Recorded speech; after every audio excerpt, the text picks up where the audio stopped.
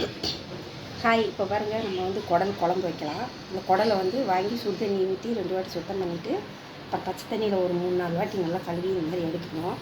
எடுத்துகிட்டு இப்போ வந்து வேக வச்சுக்கலாம் குக்கரில்.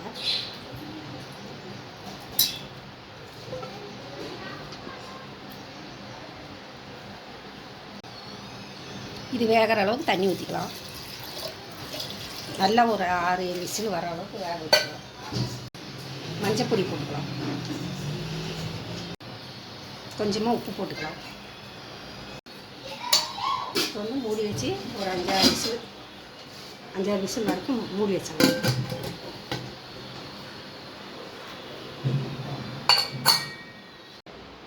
இப்போ பாருங்கள், குடல் வெந்திருக்கும்.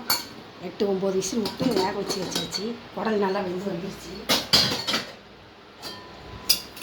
நல்லா வெந்துருச்சு பாருங்கள், குடல் நல்லா வெந்துருச்சு.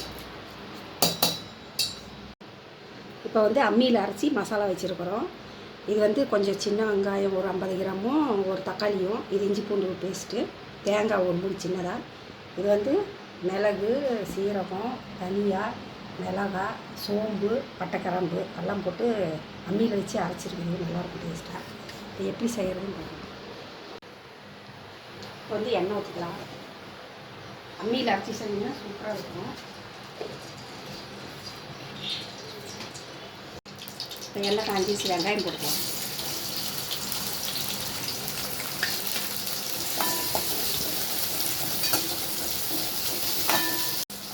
வெங்காயம் வதங்கிடுச்சு. வெங்காயம் கருவேப்பிலையும் இஞ்சி பூண்டு பேஸ்ட் போட்டு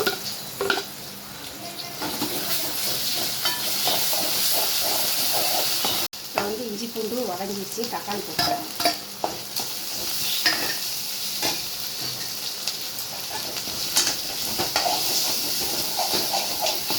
இப்போ வந்து மிளகாய் இதெல்லாம் அரைச்சி மசாலா,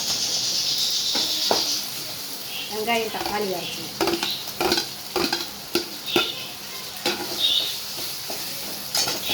அம்மியில் அரைச்சி வைக்கலாம். சூப்பராக போயிட்டு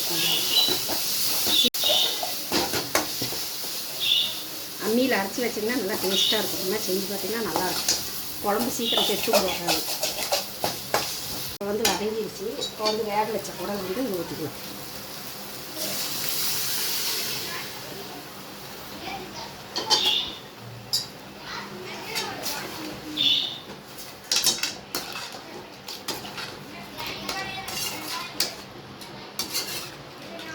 இது ஒரு 5 நிமிஷம் வந்ததுன்னா தேங்காய் ஊற்றணும்னா குழம்பு ரெடி ஆகிடும்.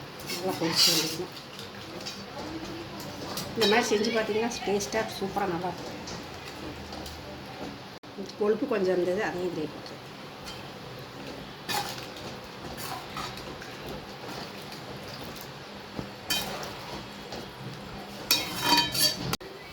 உப்பு கொஞ்சமாக போட்டுக்கலாம். வேக வைக்கலே போட்டுருக்குது, பார்த்துட்டு கொஞ்சமாக போட்டு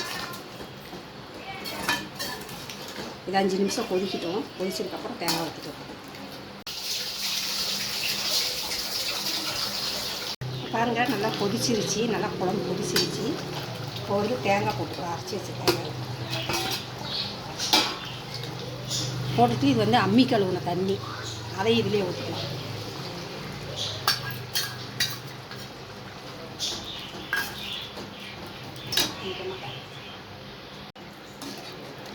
பாருங்கள், தேங்காயெலாம் ஊற்றியாச்சு. ஒரு கொதி வந்தோடனே இறக்கி வச்சு குடல் குழம்பு தயாராகிடும்.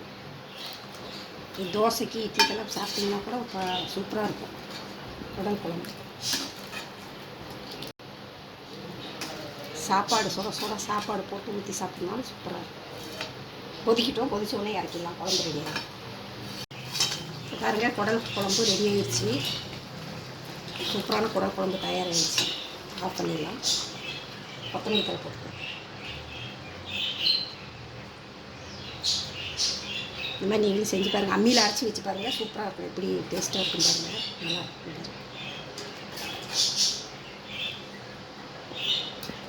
இந்த மாதிரி செஞ்சு பாருங்கள், எப்படி இருக்குன்னு சொல்லுங்கள். வாங்க, எல்லாம் சாப்பிட்லாம். பாய்.